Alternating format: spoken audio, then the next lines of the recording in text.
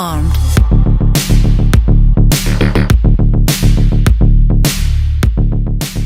Hi everybody and welcome to my show, The Plick Sport. I'm the money man, Kevin Ferguson. I've got Mark Keohane and Zell Nell.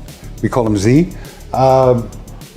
Decent weekend of rugby. Last weekend was pretty boring. We've got New Zealand traveling to Melbourne for the first game and on Saturday, and then we've got the Boks at Ellis Park against Argentina, where they've never won.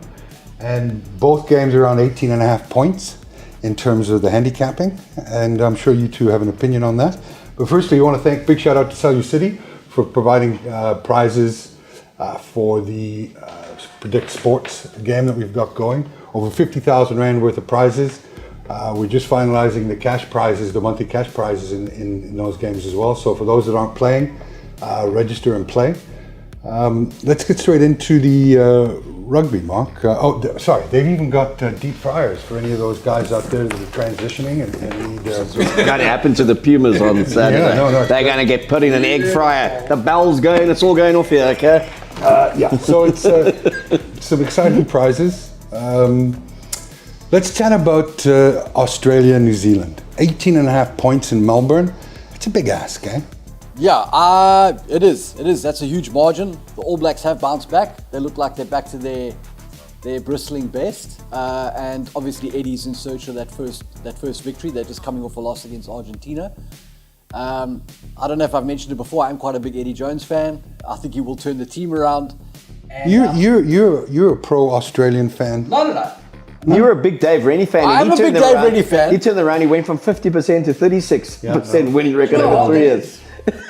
I do think Eddie will turn this team around. I think he's picked his best lineup since he's taken over, and I think that Australia will beat the handicap. I don't think they're going to win the game, but I think they'll beat the handicap.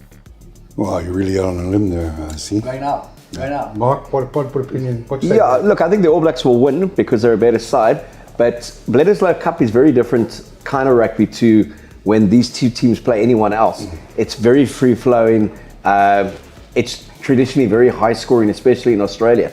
We look at the match last year, came down to 39-37. New Zealand had an 18-point advantage 10 minutes into the second half.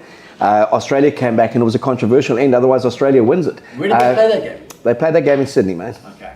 Yeah. Thanks. So I believe that it will be closer than the spread, but New Zealand will win it, and I think they've got the better pack. Again, this will be their third successive match with the core of the same players starting, where Eddie's gone. He picked the side to play South Africa. They got pumped. He made 5 changes to that side. They lost to Argentina at home. He's made 7 changes to this side. So it's again a new look side coming out, and they're playing a very settled All Black combination. And then they go obviously to Dunedin the next week to complete the Bledisloe. New Zealand just need to win this one, and then they've got the cup for the 21st time in 21 years. And as Eddie says, when there's 2 teams in it, that's not good math. No. Eddie says a lot of things, you know? He says they're going to win the World Cup as well. Well, you, as a coach, what else do you say? You know, unless you're coaching Chile or Peru or something like that. If you're coaching Chile, you're saying we're going to the World Cup. Exactly. Look, for me, I'm not convinced on Australia and Eddie and all this talking. That's all it is hyperbole.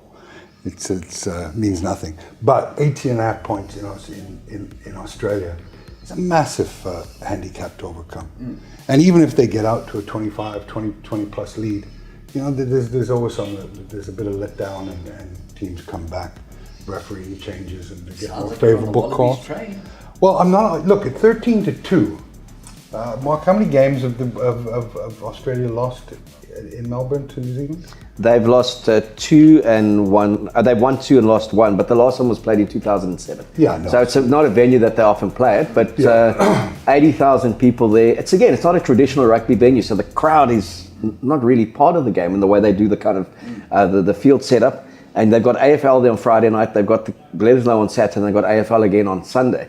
So it's a big sporting weekend then. There's a lot of Kiwis that live in Melbourne. But those games, and I keep on going back to it, there's always a red card. There's always a yellow card, a couple of yellow cards. And there's always this belief that a Bledisloe Cup game's got to be all-out action. So the intercepts come, you know, if the game's safe, they'll pull a few oaks.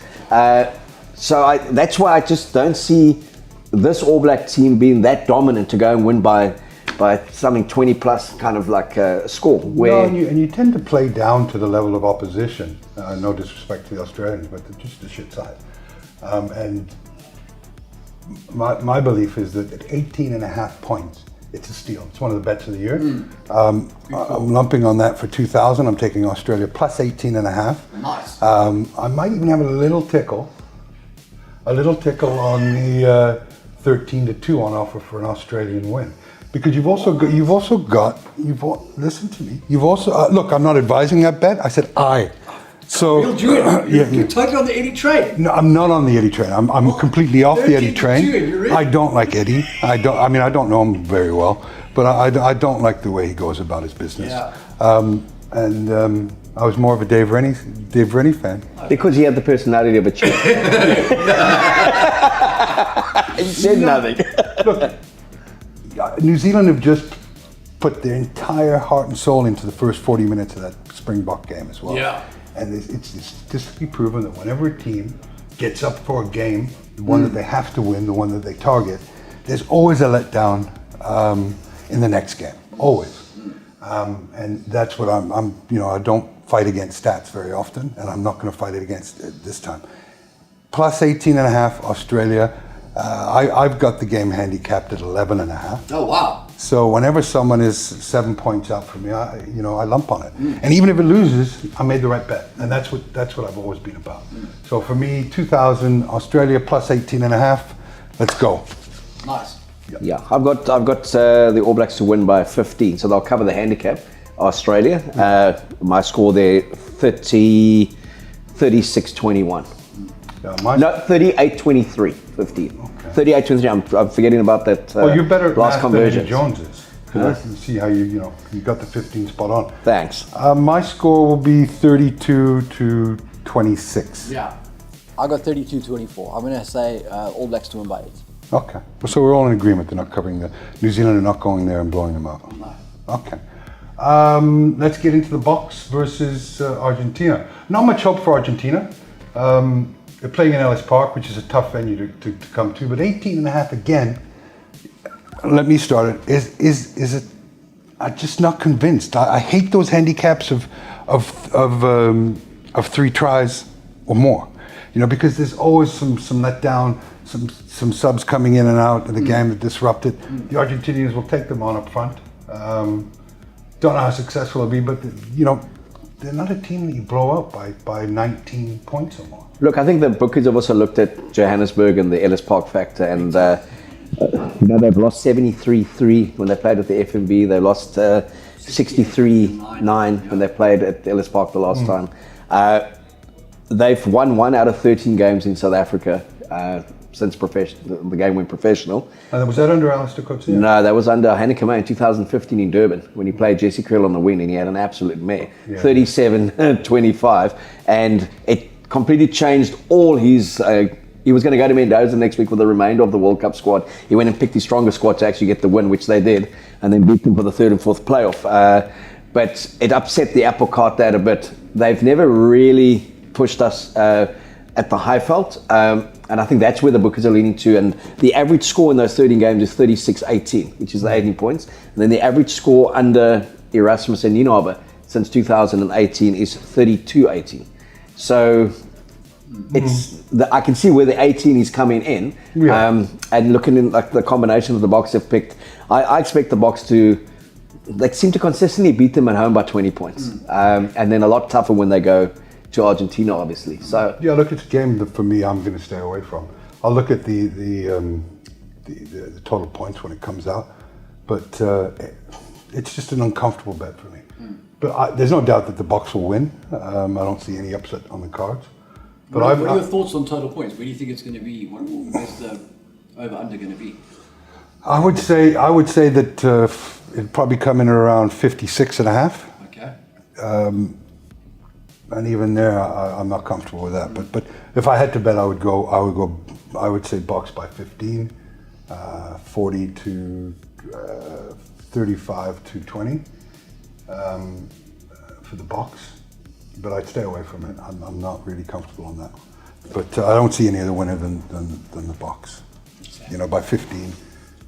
45-21, 24 points to the Boks. Dwayne Vermeulen to have a blinder. I got 40-18 to the Springboks. Also beat them.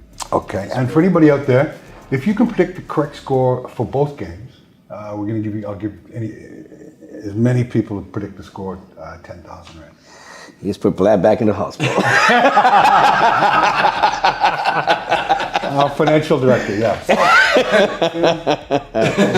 Yeah. So there you have it.